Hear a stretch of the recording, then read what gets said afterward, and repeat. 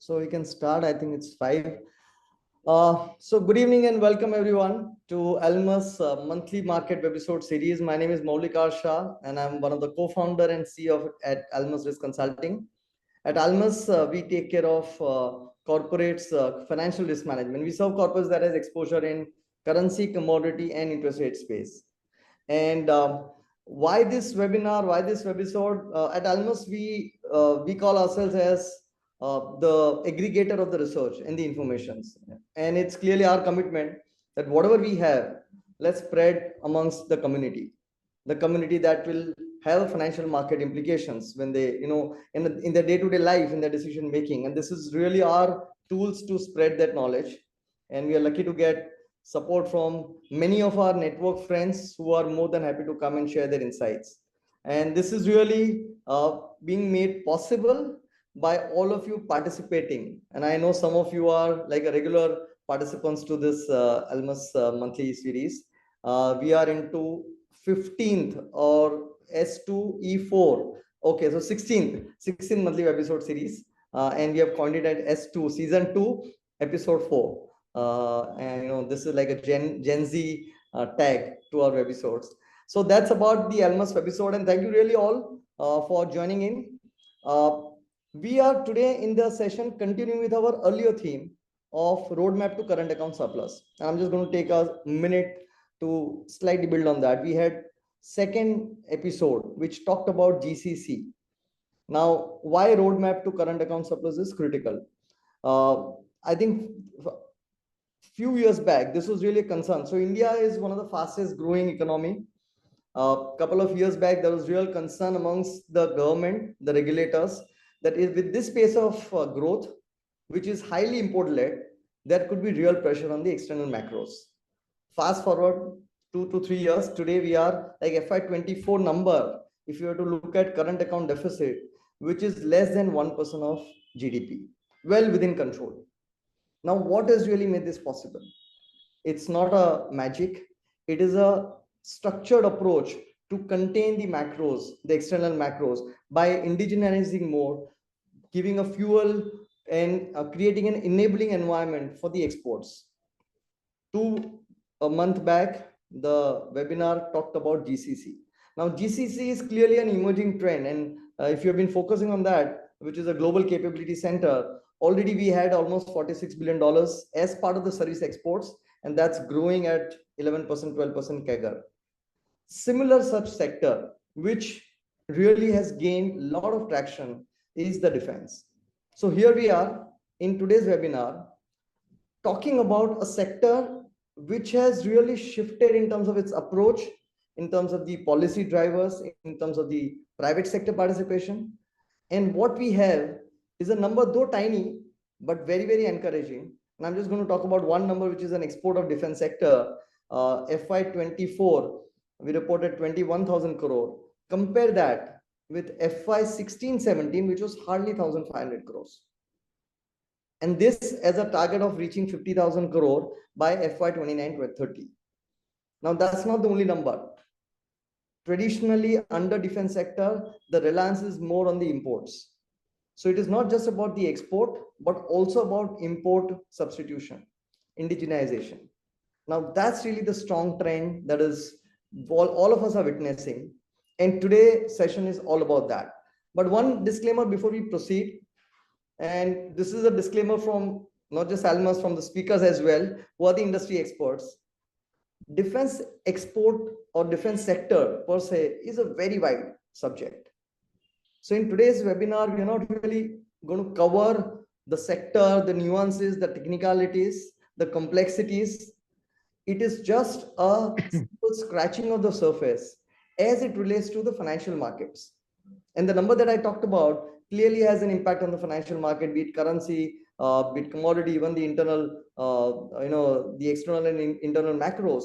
So we are just creating a session which will enable you further to deep dive into the subject. But today, all of that we want to cover is what has really made this possible, this kind of a shift, where we are, and what sitting today, what we can really expect in future as a very strong and an emerging trend. Now, This will get covered by the two industry experts, and I'm really very proud to have both of them in the session and have this opportunity to interact. And I'm going to introduce both the speakers. The first one, Smita Vaish Agarwal, who's the CFO and director at PTC Industry. Now, Pinda's PTC industry of late has been, I'm sure most of you might know the market performance and we've been tracking it. But today we're not going to talk about the stock market performance. It's all about the defense, the opportunity, where PTC as a company and as a manufacturing high quality engineering components are positioning itself moving forward. And slightly on PTC, the company which has been not just manufacturing high quality engineering components for a very supercritical applications, it has also successfully owned now technology. Probably this is the only company that has technology. It is manufacturing and supplying titanium and super alloy castings for aerospace and defense applications. So that is one of its kinds. Very few in the world has it.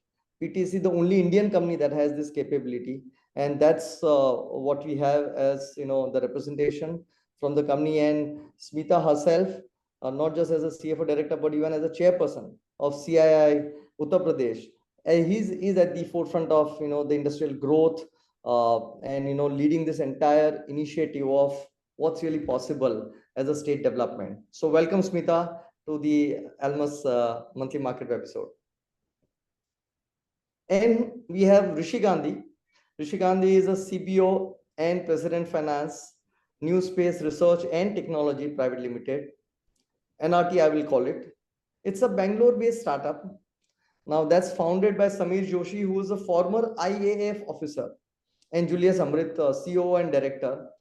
The company specializes in drone technology, and it's one of the India's fastest growing aerospace and defense R&D company.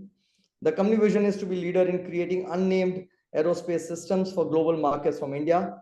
It's currently in a private space, going through various rounds of funding, and as the aspiration says, it's on its way to become the unicorn soon. And you will hear more about it, and even from Hrishi in this today's webinar. Hrishi is a chartered accountant. Smita is also a chartered accountant. We have 3 chartered accountants talking on a defense sector export. I'm sure we should have probably someone from the Institute of Chartered Accountants. They'll be very proud to hear all of us, talking about nation building. Yeah, he has been almost 25 years plus experience, worked earlier in Yes Bank, ICICI Bank, ILFS, and with NewSpace for the last 4 or 5 years. So that's the speaker we have. Thank you so much, Hrishi, for joining in. Thank you very much for having me. Yeah, and I'm going to start with Hrishi, who will make a presentation, set the context of what the opportunities. We will also deep dive into the challenges during the entire session. It is for 1 hour. We will end at 6. As always, most of you who already know the format, keep placing your questions on the chat box or a Q&A. I'll pick that up and put it up to the speakers. Let it be a free-flowing conversation. I have my own set of questions. I'll take up yours as well. And we don't have a separate Q&A session. So we'll just keep flowing the conversations. Yes, over to you, Hrishi. Yeah. Good evening, everybody. Good evening, Maulik, and good evening, Smita, my co-panelist. And thank you very much for inviting me and having me, to discuss this, but such a vast topic, the contribution of, Indian defense into current account surplus and all that thing. I'll try my level best, whatever, I can best discuss on this topic. Let's move to the next slide. So let me give you a quick introduction about myself. So almost 24, 25 year plus experience, work with all major financial institutions in India, outside India. But predominantly my core strength is fundraising, doing M&A transaction within India, outside India. And early 2020 realized that now defense is a sunrise industry, and started working, with some major players in India, raising money for them, did couple of M&A, and ultimately joined this current company, NewSpace Research. Next slide. So I will not focus much, but quickly what all our company is doing. So we have some 5, 6 major programs and platforms similar to any large international players. We have multi-rotor program. We have achieved some of the world record in that. we have one program which is about UAV, launching of UAV from a fighter aircraft, okay, where a lot of India is partner and US Air Force also a partner. Then going up in the ladder, you can see HAPS, which is high altitude pseudo satellite. Recently, we have achieved a national record of flying a solar powered UAV for more than 27 hours. Okay. Then there are a couple of other projects into constellation of space projects and other projects. Next slide. So in today's topic, would like to discuss more on this balance of payment and how do we try to improve upon that position. Like, so I will not go much, but broadly to set the context, there are two types of balance of payment: current account and the capital account. And historically, India is deficient on both the the accounts. One is on the current account, predominantly for imports of various goods, raw materials, services, and other things. On capital side also, it's a negative thing. Next time. So if we analyze last 50-year data, till I would say 2005, 2006, the numbers were more or less stable. But last 10 years, if you analyze the data, the situation has started deteriorating. Predominantly import of our various crude item, metal items, so and so forth. But good thing is that Q4 FY24, yes, we have turned positive into current account, and it is not by fluke. There are systematic policy initiative measures and various contributions, from various industries and sector in terms of exports of various other goods and services. Next slide. So predominantly, if you see, except United States, which is USA or America, rest all, India, predominantly all major 8-10 countries, we are importing. Predominantly, we import major items from China. And as you all must be knowing, predominantly all electronic items, machinery, raw material items, so on and so forth. UAE, Russia also predominantly petroleum products we import. Indonesia also again coal and other ancillary item what we. South Korea predominantly LG and Samsung we import electrical item. Now historically minus crude minus defense product, if you see, India has never focused on R&D side, and that is the reason why either China, South Korea, Hong Kong, or other countries are taking lead into that. Now, of late, last 10 years, the current government, the focus is on Make in India, focus on R&D. That is helping country at a first, and that is helping the industry also at a large, creating a huge employment generation, reducing the pressure on the foreign currency, making things what is required in India rather than importing that. And one among that particular sector is defense sector also. Next slide. So broad level numbers in India, see, India lacks into core infra, social infra, education side. There are Western countries or some of the far east countries like Japan, they are far ahead into social infra, core infra, education side, or on healthcare side. But only on one front, India is to be in top 3, which is into defense spend. Okay. Now, recently, because of this Russia-Ukraine warfare, we have slipped to number 4. So if you can see, if I can draw your attention, like India spends roughly 84 to 85 billion dollar, and there is a linear growth of roughly 6 to 7% on a year-on-year basis. And it is, by not choice, it's a compulsion, it's a necessity for God of India to increase this spend because of our active engagement with 2 neighbors, one in the north and the other on the western front. So this particular across the globe, this particular industry, defense industry, is a recession proof or it's a pandemic proof. These are the 2 major drivers for any industry. Either in the recession, there could be a slowdown or could be in the pandemic. But this particular industry spend keeps on increasing, and I'm sure you must be following the major events across the globe, be it Russia, Ukraine, or Chinese aggression with Taiwan, or Israel with the Gaza, so and so forth. And anyway, India is in active engagement with 2 neighbors. So there is a continuous increase in defense spend. Now, government of India has a two choice. Either we keep on importing this, or we start manufacturing this, taking care of our own requirement, and ultimately we have to start exporting this particular products also. Now, how do we do that? We need to have a cutting edge product. Okay, it is not only a cost efficiency, like as Maulik was mentioning, that PTC industry has come out with a new product. It is not only a cost efficiency, some low-lying metal they are producing. So something similar, every industry into defense has to come out with a cutting edge technology and to start exporting. Next slide. So these are the key reasons why defense was a laggard, as far as current account deficit is concerned.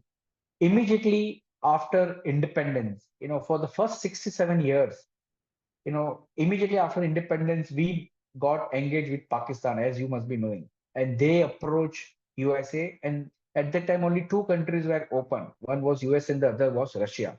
And India had no choice but to approach Russia, and we got some of the legacy platform from them. So Russia turned out to be an all-weather friend for India. Whether their platforms were very active, cutting edge,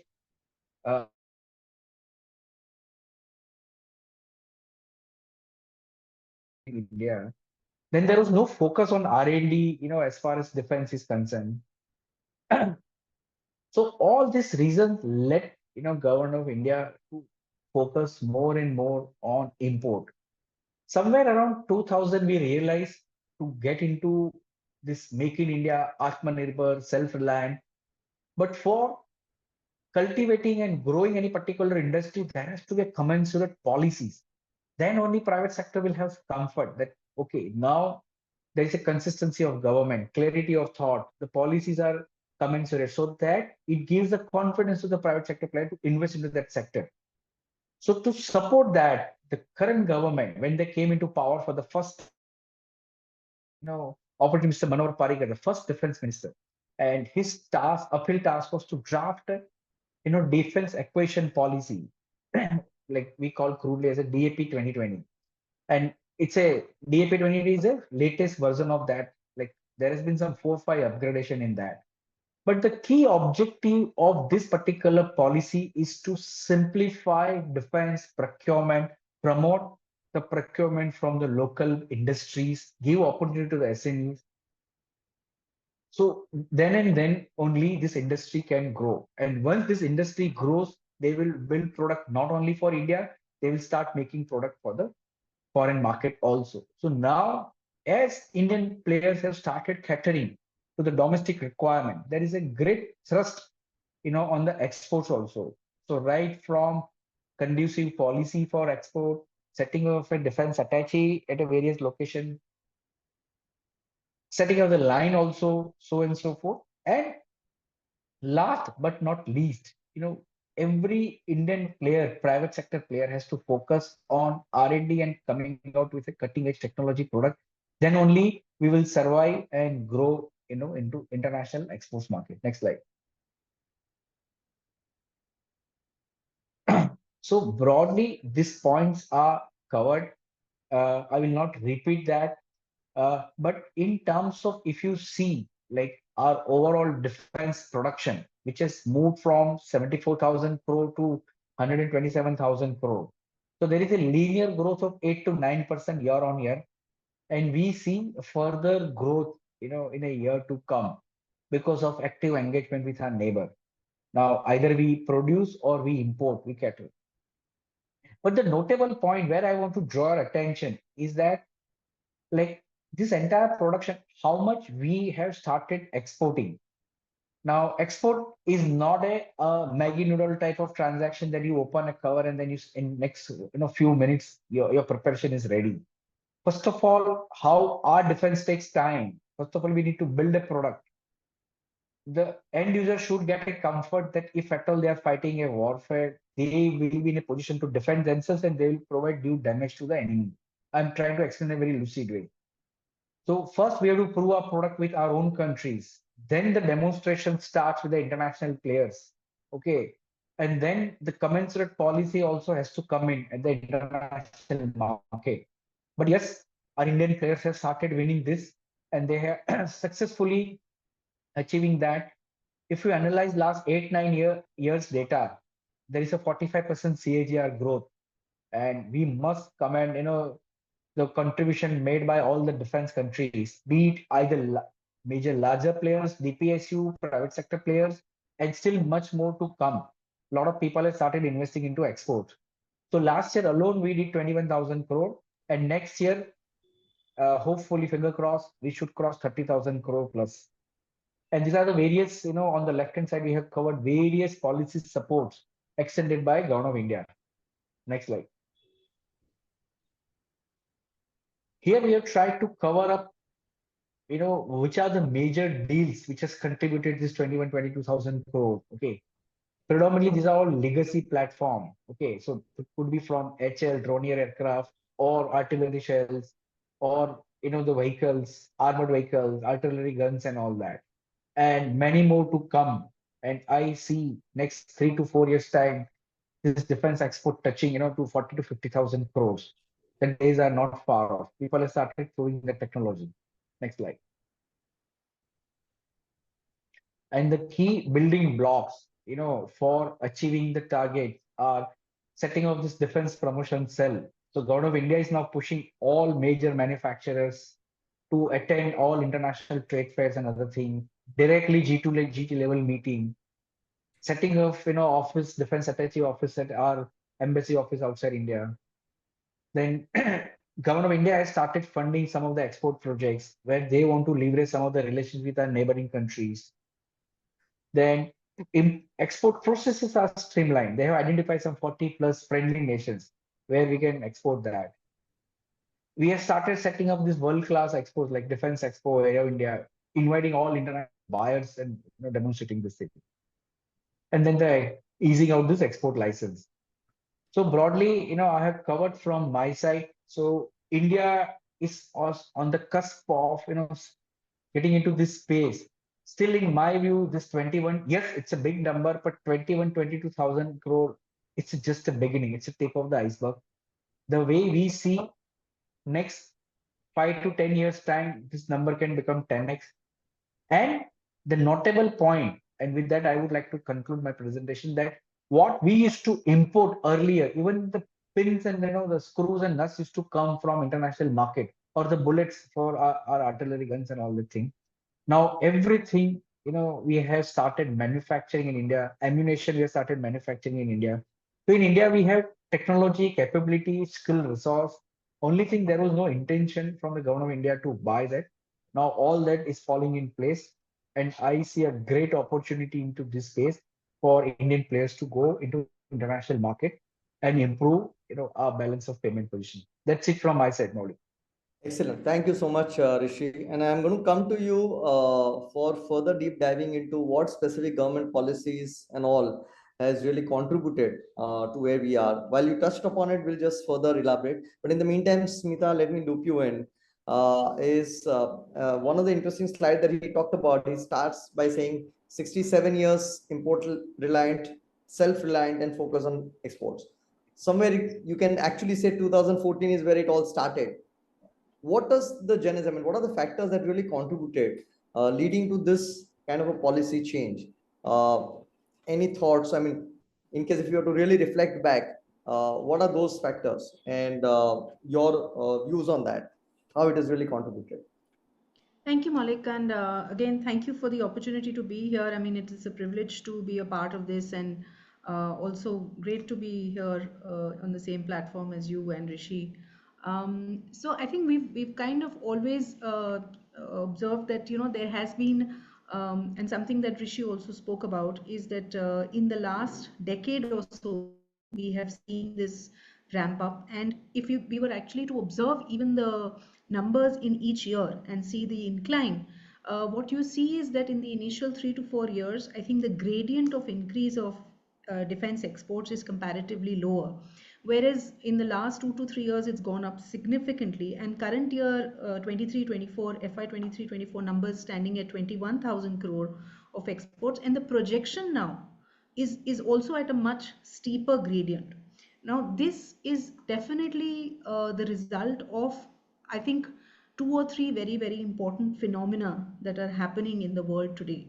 One of them, of course, being what is the current geopolitical situation that is, across the entire world. And again, we've alluded to that before in terms of what happened with the Russia-Ukraine war. And suddenly, you've had all these ongoing conflicts like Afghanistan and, what has happened in the Gulf War. But it has never been so predominant in everybody's minds as what has happened when Russia-Ukraine war has started, and then now, of course, the whole Palestine conflict and things that are happening on a day-to-day basis. With this, and in addition to that, with the impact of what COVID led to, and what we sometimes refer to as now the China plus one strategy, that has really come into force, where a lot of the world has started to understand that, if I can speak metaphorically, putting all your eggs in one basket wasn't the best strategy that they were following in all of these years. So in the decade before this time that we are talking about, a lot of the manufacturing from the entire world moved from, let's say, the West primarily to China, and this is very, very true for defense manufacturing as well. And when we talk about defense, I like to refer to it in terms of the four segments, or we call it like the pyramid of what falls into the defense sphere. And at the top of the pyramid, if you can imagine a triangle like a pyramid, at the top are all the platforms that we talk about. Then we have the subsystems. Below that is the components, and then are the processed materials which are required.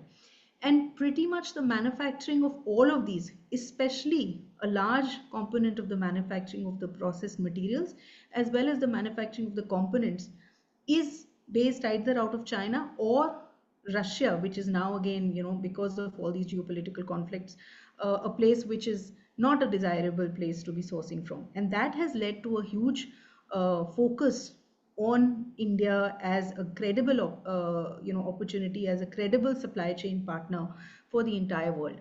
In addition to this is the third factor, which is us also coming into this whole Atmanirbhar Bharat and building of self-reliance kind of a realization that we cannot be dependent on the rest of the world and all of these countries forever for all of our own strategic needs, especially when it comes to national security. And therefore, this push internally from the government as well to build on our own defense manufacturing capabilities, building the right ecosystem for it, and also a significant push on trying to get the right technology within the country. Because another thing that's also aligned with this entire narrative is that for the past 60 odd years, we've never even tried to, push very hard to get any very innovative technologies either developed out of India or even acquire and absorb those technologies. And I think it's a congregation of all of these three major factors that have led to it. Of course, there are other things which would again say, we have this whole startup revolution, we have the largest workforce in the world, and that has led to a lot more people also looking at, opportunities like startups, becoming entrepreneurs, trying to create more jobs to, fulfill the aspirations of this huge working population. And there also defense is a very, very good answer, because it's an industry that leads to a lot of employment creation. It supports a lot of MSMEs if you're able to establish the right ecosystems for defense manufacturing. And I think all of this, at least in my mind, I think this is definitely an area or a segment which has a lot of potential to grow. So one is started with the need. The other is the way circumstances built up, geopoliticals, and there was a clear focus on national security. And with the initiative of Atmanirbhar, all of that really got supported. If you were to really go down and narrow down to a specific policy initiatives, and Hrishi and Smita, to both of you, I mean, what are some of those? While entire startup ecosystem got built over time, but at the same time, there were certain enablers in the policy, and you talked about a DAP, the entire framework. What are some of those, if you can really identify, which really allowed the private sector participation as well, and gradually move towards building up of the entire ecosystem, the way you talked about as a pyramid? Some of what could be some of those? Maybe Smita, you can start, and Hrishi, you can then further expand. So on a very broad level, Maulik, we would refer to the whole Make in India initiative. That is the first thing that got launched in 2014, and we started to focus in it. And I think they identified about 23 sectors where they focused on Make in India, and defense, very importantly, was one of them. So that's the sort of, let's say, the first this thing. Then there is the DAP, or the Defense Production Policy, that was floated by the government. Then they defined the defense procurement procedures, again, where they sort of redrafted all of these, and they kept in mind the needs of the domestic industry. Some of this, which will lead also to supporting the export bit, is maybe some initiatives by the government towards export promotion. I'm sure I would, as a professional working in this industry, say they could have done a lot more, and they should do a lot more. But a lot of this still, there is a focus, and it's a positive thing. Then comes some of the policies that have enabled in terms of creation of a lot of infrastructure that the government has also worked on. So just by creating the right kind of infrastructure, you're also enabling this entire industry as a whole. Part of it is, of course, the whole digital infrastructure, and then the whole infrastructure in terms of the highways, the number of airports that they are making.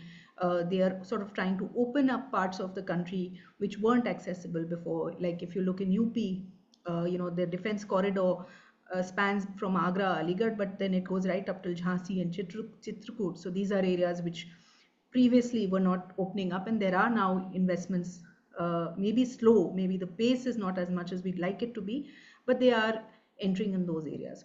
Then, of course, you have the negative list. They've started to identify a number of items which they would not, and there are certain year-wise allocations that beyond a certain year, they will not allow the armed forces to procure these items as imports. They have to be sourced internally. And then there is the whole offset policy, which again hasn't really worked very effectively. I mean, the government has imposed it, and it has been acquiring a lot of platforms from outside, but just the sheer size of offsets that is built up is something that won't really it's not feasible anymore, and they need to figure out some manner in which this can actually be this offset obligations can be discharged by these OEMs or foreign platform manufacturers, and also then yield for some benefit for Indian manufacturers who are in the defense or aerospace segments. So I would say some of these, and of course there are some specific areas like, there are state policies like UP, for example, has a reasonably good defense and aerospace policy. I think they're in the process of also making some amendments to it, making of the defense corridors in Tamil Nadu and UP again, so some sector focus being brought into the development that's happening in these states. So I would say some of these definitely. Got it, got it. And yeah, Hrishi, as an NRT startup, what are the enablers, the key drivers? You're on a mute, Hrishi. So taking it forward from where Smita has mentioned some of the points where she has very well captured this offset and all that, it requires a large discussion debate. I'll not touch upon that. But see the key point, okay? So it's a very contagious topic, but historically the intention was not there in India. Okay, I will not go much in that. India has a capability to manufacture good quality products, and how PTC is manufacturing good quality product. Okay, and we can they are the one who are giving tough fight to the international foundries and all that. So in India, the government should come forward and set a conducive policy around that space. Then only any private sector players will come. So I fail to understand why government of India took some 60 years to think into this thing about. It's a time for us to manufacture our own requirement. Why should we always be dependent either on Russia, Israel, or France? Okay, there is some other vested interest also. We will not discuss that. But come 2014, they realized that this is the time and era for us to get into this space, and there are multiple reasons. It is continuously bringing stress on a foreign exchange balance of payment, continuous supply, and now one of the key reasons is that Russia Ukraine has justified whether Russian platforms are working or not. So the partner from whom we were buying for last 64 years plus, the partner is unable to win war over against his enemy. So what is going to be our fate if we get into full blown war? Keeping that aside, The key reasons, what has happened, last, I would say 10 years, is that there has to be a strong willpower from the government if at all they want to get into this particular business. Okay. This is not a kids industry. Okay. So the highest authority at the government level should back the promotion of this industry, and which we can see it through a slew of policy measures. And sometimes I tell, in my company, various investors, because in our company, sometimes it takes changing some HR policy or some admin policy, whereas the pace at which government of India is changing the DAP much faster than our internal policies. So defense acquisition policies and process, the way they have made it very loosey. Otherwise, there is to be a very opaqueness earlier for any private sector players to get into this particular business. Second is the thrust on R&D. Okay. Always, like as Smita was saying, that why we should go outside, get some ready-made technology and start doing an assembly work. And then we just turn out to be a platform integrator. Like HL, what they are doing it for either JEG series or any other platform, or for that matter, BEL partnering with some international players. So they are not doing cutting edge technology, but they need to align their product portfolio, if at all they need to want to contribute to exports. So yes, and in the last budget, our finance minister has clearly mentioned that they are going to allocate some 100 lakh crore and all that thing for R&D perspective. Now, how much it will come, but definitely it will support boosting R&D for defense perspective. Then there are some 4 to 5 major lists which has been announced, and now 900 plus items are under blanket import list. Yes, as Smita mentioned, that wall garden may collapse down the line 4 5 years, but that 4 5 years at least Indian players can build a good qualitative, capabilities into that space. Now, Indian players also has to start thinking that how do I deleverage and de-risk myself from Indian government? They need to have that thought process. For that matter, any defense player has to start having dialogue, discussion with international agencies, international buyers, namely all our sovereign entities. If they keep themselves only restricted to India, till how long their growth will sustain and drive, I will not comment on that. But once after 4 5 years, similar to automobile industry, first there was some protection, and now all Germans are also here in India. So those who are efficient, they will survive. Something similarly in India, those who are efficient, they will survive, grow, and they will start exporting. Other aspect, like for defense export, government of India also needs to learn certain diplomatic rules and regulation. Okay. And we must learn from US. US is championing to managing diplomatic relationship. And they are the one who are always at the forefront, okay, providing due support, supplying arms and ammunition, whether war required, not required, and all that thing. But at least they provide due comfort to the buyer that if at all something happens, I am there with you. So if at all I am going to the international market, and if I'm selling a particular platform to any international sovereign entity, that entity should derive due comfort that India is going to be my all-weather partner. If at all there is a war, which breaks out, India sovereign entity will allow export of my equipment to my, so that I can fight due warfare. Government of India is learning this big time. Okay. And yes, they are providing due. And if I can quote some of the examples where government of India is trying the level best with Egypt government to set up manufacturing of this Tejas aircraft over there. There are likewise, there are various other examples. Okay. So plus FDI, some of the cutting edge technology, what people have invested last 50, 100 years through FDI route, if they come to India, now up to 74% under of FDI automatic route, some of the majors will enter into Indian market and they will have some comfort that this policy will not change. They will not take away our IPs, properties, and other things. So all these are providing a due comfort to the international players. Right now, only Indian players are working on that, and a lot of international players have also started thinking on this line, coming to India, setting up a base, and making India as a global hub for exports of defense equipment. So Rishi, in a way, in what you're also talking about is there are, while there's a rosy picture, there's a growth potential opportunity, but also there are certain challenges. And Absolutely. till you are able to actually, tackle those, maybe the opportunity that we see could continue to be, I mean, I'm sure this was not a new thing. We already had it, 2017, the whole policy front, etc. And it took still 4 to 5 years to actually kick off. And I wanted to actually take inputs from Smita in terms of, if you really look at the ground level reality, while yes, we all see the opportunity, there's a shift in the policy, government approach, political will since 2014, but it has really picked up the way it could have. So, what could be those challenges in terms of setting up the entire ecosystem? We talked about auto ancillary, I mean auto industry, and we have a case in point, and you talked about the pyramid structure. So, what could be some of those challenges which can really slow down the whole initiative? So I think very honestly, one of it is just basically speed. I mean, whatever we've had to catch up on for the last 60, 65 years, if you want to do it, and if the targets that we've set for ourselves, we have to do it very quickly, then, one of the biggest things that we have to do is speed. I mean, as Hrishi also said, the intention is definitely there, and that's something that's like a green signal.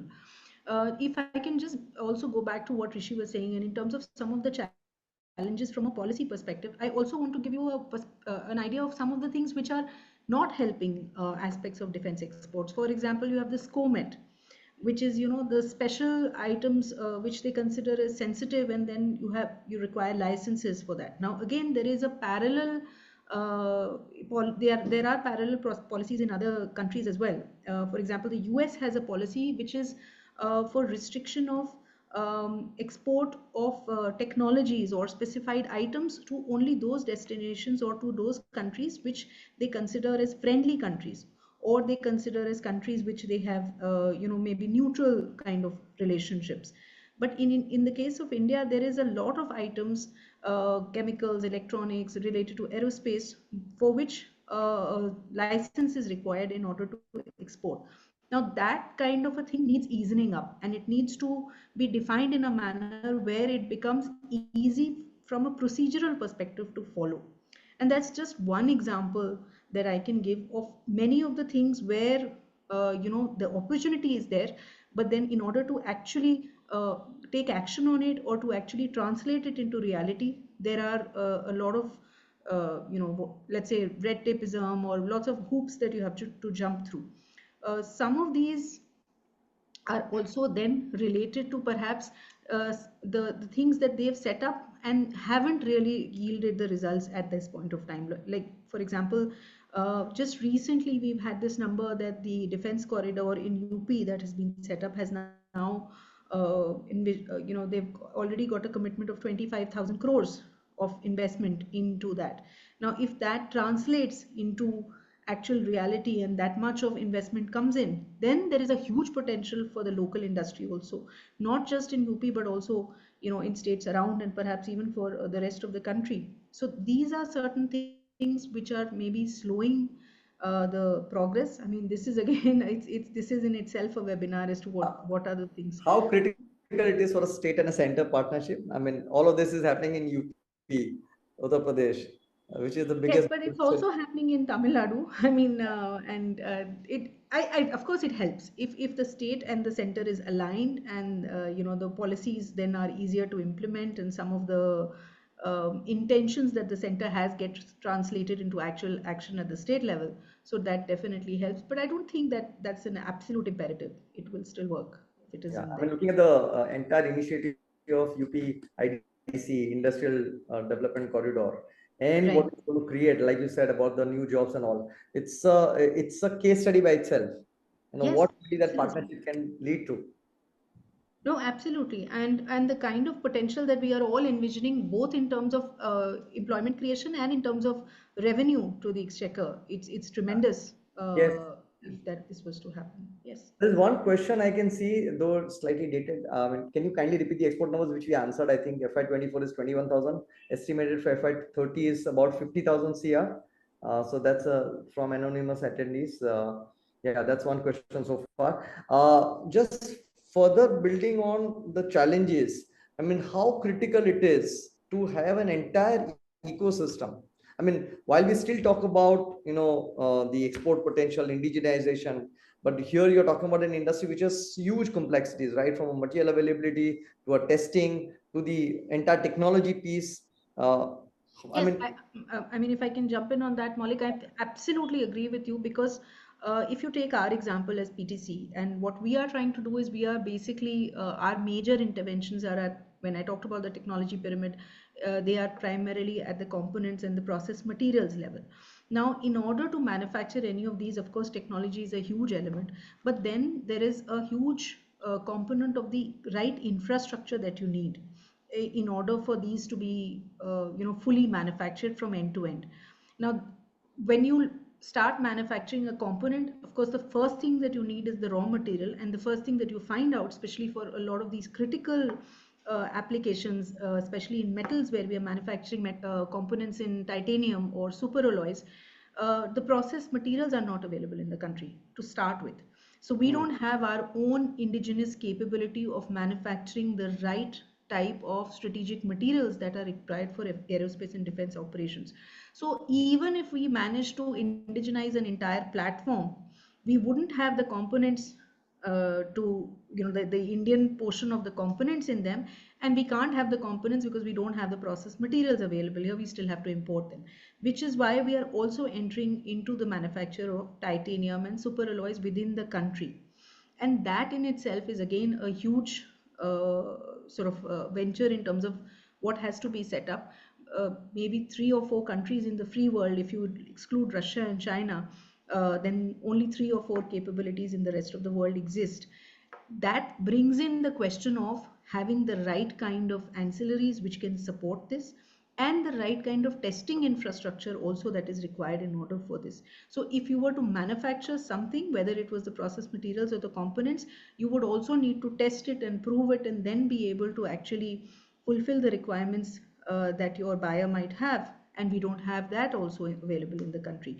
Again, this is an indication that there is a huge potential for this within the country, but it also means that in some cases, the state has to intervene to speed these up, or to take a step on its own to fulfill some of these obligations. We hear a lot about what DRDO is doing, and a lot of these technologies that DRDO has available, which is to give up. But now they're also trying to look at these infrastructure gaps, or like you said, ecosystem gaps. One other aspect of this is skilling. So you can have the right infrastructure, you can actually go through all the steps that you have to take in order to import some of this technology, import the right equipment and infrastructure, but you won't have the manpower to actually run it here. You won't have the capability and the skill to manufacture these things here. And that is again something which I think should be at least partially shouldered by the state, by the government, to support that. Otherwise, all these ideas that we have, these can't be taken up independently by private players. It's something that really needs some support. Hrishi, what could be your deterrent for you to grow? No. So we are from the industry, so we face something similar challenges. Okay. So for us, the challenges are like we're talking. I'll give you real-time example. We are talking with some 3 countries. Okay. I'm concerned to share the name. Now that country doesn't have policy right now to procure it from India. Okay. Now they are aligned towards West. Okay. So we are working with somebody to prepare the internal defense procurement policy for that country. Okay. Now I can't share much beyond this. Now the country doesn't have any policy. Okay. If I told I want to do something, but there has to be some policy around that. Now at a startup level, my challenge is something different. They are I'll give simple example. If you want to sell an aquaguard, like the aquaguard guy has to come and do the demonstration or a vacuum cleaner. Now my buyers, sovereign entities are calling me to their countries that, okay, you come over here for demonstration. Now each visit costs me from 4 to 5 crores. Okay. Now sending huge truckloads of cargo over there, doing demonstration over there. So funding is a challenge for us. Okay. So yes, but what we think that these are part and parcel of, yes, as Smita has rightly mentioned, some of the testing laboratories and equipment, the testing rigs are also not available, but we are partnering with US Air Force Research Lab. So some of the database, we use it with them. So yes, we Indians are known for finding out some jugaad system and find out some, solution that how do we move on. Okay. So we are partnering with some of the Israeli companies, partnering some of the other companies, those who have certain database into that space. Because as Smita has mentioned, like we lost this significant 67 years. Okay, now how do we make up for that? So we need to burn midnight oil. We need to work on somebody who has developed this particular technology and move on. Okay.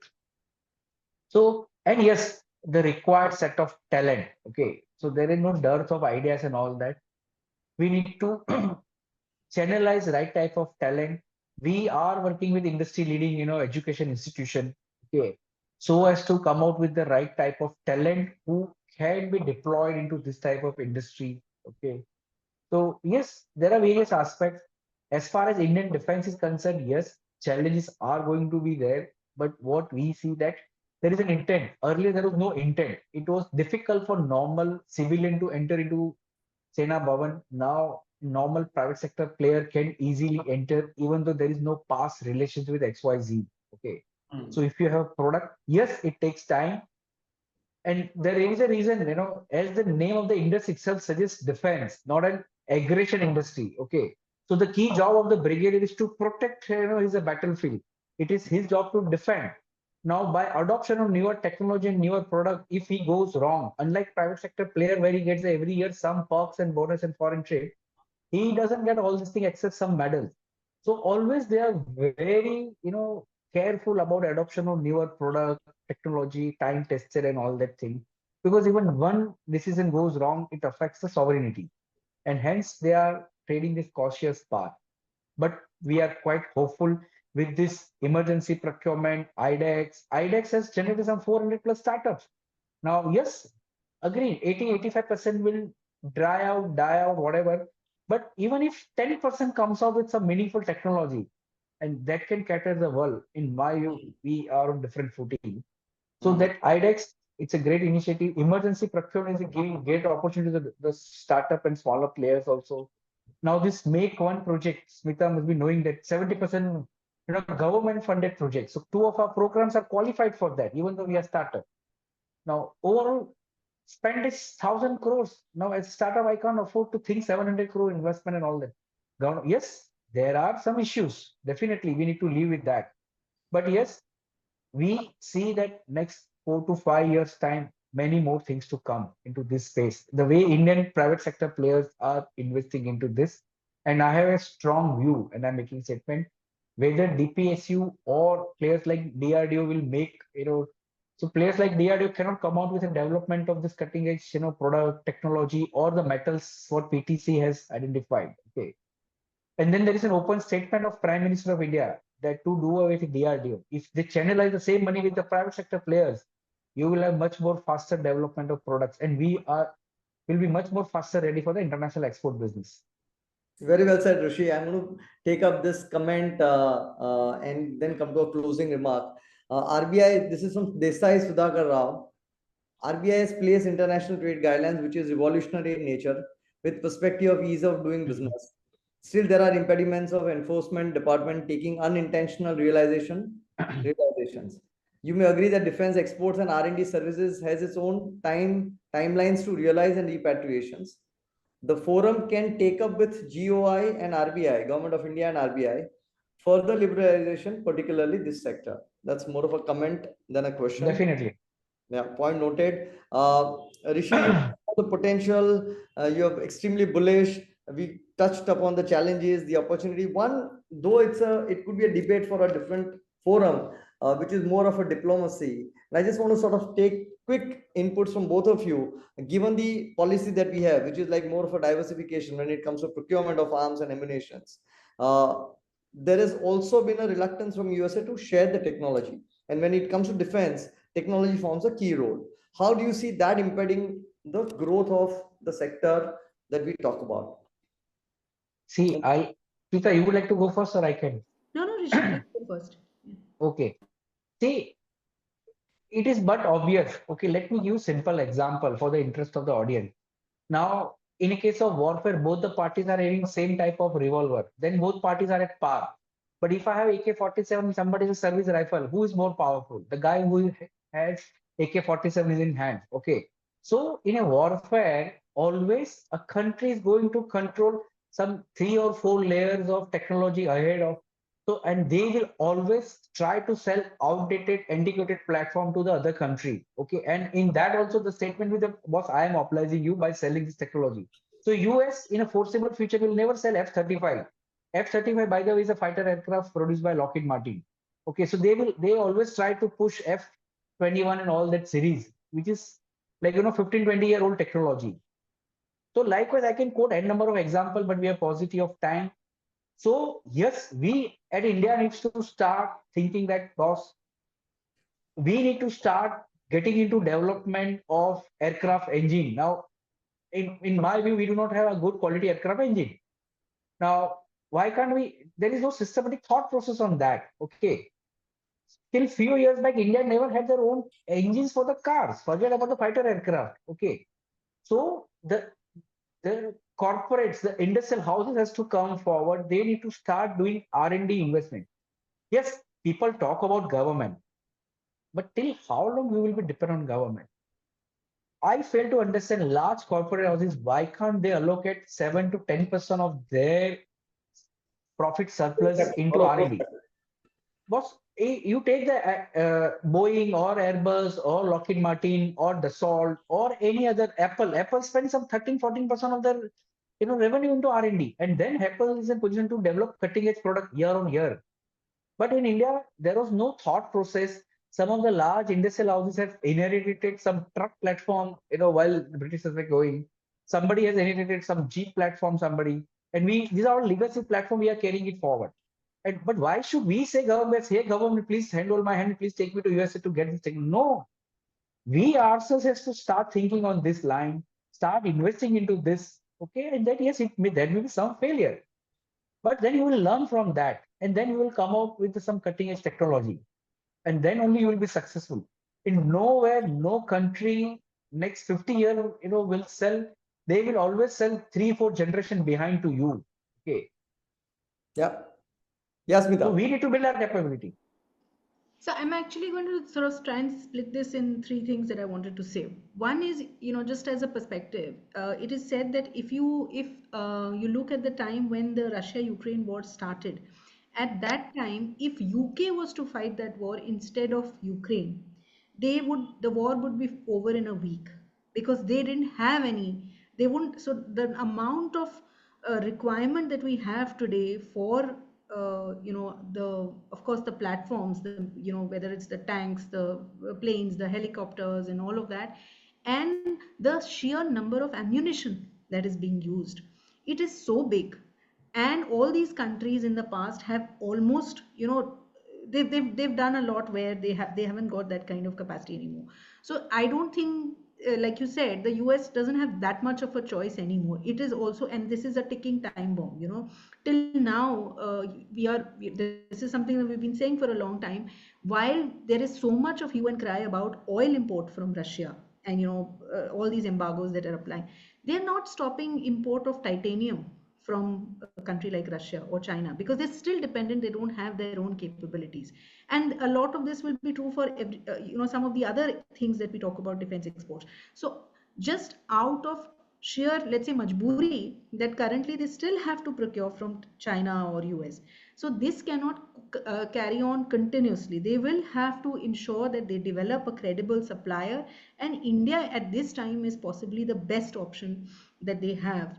Looking at everything else, looking at the kind of, the how neutral, as a political this thing entity, it is more of a neutral country. It has, I mean, we hope that there will be political stability. It has the largest workforce, and it has all the other, attributes you can go on in the list, which make India a very, very favored place for this. And therefore, that movement of technology, however time they take to give it, will come. The other is, one thing I want to say is just from our own experience. For example, in 2012 or 13, we acquired an equipment which is called, has a technology which is the hot isostatic pressing.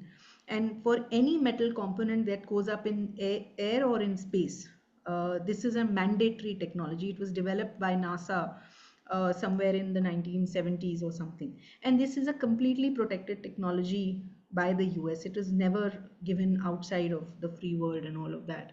It took us 5 years to get the license to import this technology, or the license from the US to export this technology. But we did. And eventually we are the largest hip manufacturing capability, I think, east of Turkey now. So there are some of these, like Hrishi also mentioned, where a lot of our own efforts will yield results. And if we are, as a country and as individual private players, being aggressive enough for this. Just the last thing that I want to say is that in some of these cases, the country, our whatever foreign policy or our diplomacy can also support us in ensuring that we are also listed as, like Hrishi was mentioning, for this country where they have to draft a policy in order to identify India as a source of supply for their defense needs. Similarly, for a lot of other Western countries, we need to be able to, at least that's the government jobs, that's the government job, that they should be able to enable us to either export to that country or import technology or equipment from those countries. And that will definitely be a huge support. I think it goes without saying, the next at least 2 or 3 decades, nobody in the world can sort of 2 or ignore 3 India. decades you're talking about. I'm saying much more, but I think 2 or 3 decades are And going by to the way, be. these are all irreversible if I get it, because political will, even if in future doesn't remain anymore, or there's a change of political, still some of these things which is really I don't think some of these policies are independent of the political independent, exactly. party. Yes, because these are things which are, nation specific. It has nothing to do with who's going to be in power in the next few decades. Yes, yes. I can add to that point that even if some other government comes into power who has lost the current election, they cannot take away this industry. Reason being, this is the largest employment generation and it has just started. Yeah. Okay. We are a 3-year-old company and we are employing 500 plus, and there are some 50 SMEs working with us, and there are some another 2 to 3,000 plus people. I'm just giving our own example. Like we can vouch for another 100 plus. Okay. And then there are other cascading effect of that. Okay. So even if somebody else who has a with a leftist mindset, they will never take away this particular industry. Yeah, yeah. So we already have a listed entity and an unlisted entity for anyone and everyone to participate in the growth story. Sheer number excites everyone. We talk about a 50 potential. I think there was another number, Hrishi, in your slides where you talked about the indigenized production at 121 or 127, which is what is likely to go up to 170. I mean, those are the numbers. 1.76 trillion rupees. These are all the number itself is so fascinating. As a chartered accountant, just ending on that note with the numbers, the sheer number power, it excites everyone to be part of this in some way. Maybe jumping in as one of the financial market participants or an investors, or even being part of this growth story. But this was Just really, to really add to insightful. your numbers, Maulik, I think by 2045 they've predicted a defense spend of 654 billion. So that's $654 billion. yes. That will be more than maybe, but of course, Currently in India we are at about 75, 80 billion. 83 billion, as on Yes. date. And in 2045 we are predicted to spend that much, and this is across the world. It's not us. Everybody is right now trying to arm themselves left, right, and center. Naturally, because you have a war all over the, one of the point at NATO also was that they were spending less than 2%, which was mandated as part of the understanding, 2% of GDP, which is what everyone in the last 2 to 3 years have actually increased from a sub 1.5%, 1% to now almost 2%. So, and thanks to this Russia-Ukraine warfare, and now the reserves for all the NATO countries, USA, has come down to a drastically low number. I'm convinced to share that number. Okay. So again, history says that Mahabharat war was fought for 18 days. Okay. This has been going on for last 2.5 years. The amount of ammunition has been used, between Russia and Ukraine supported by NATO and US. Now, all the European countries has to replenish that stock. Can you imagine the opportunity into this space among us? And we also need to be prepared for our own protecting ourselves, even if we don't call aggression, but for our own protection, we need to be well prepared. Yes, yes. Fantastic. We have exceeded by 4 minutes, but this was really, really sheer joy to interact with both of you. And